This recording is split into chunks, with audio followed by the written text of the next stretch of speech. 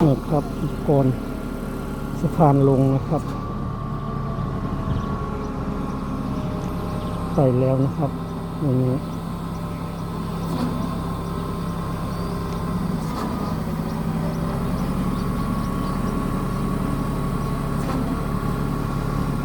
ไปแล้วกำลังไป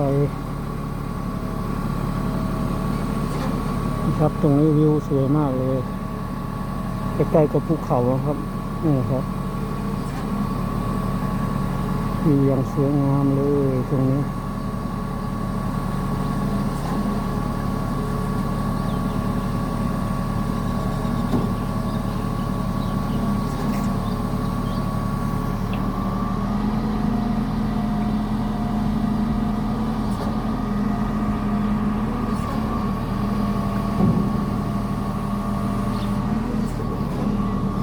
เรียบร้อยแล้วชิ้นหนึ่งครับสวัสดีครับ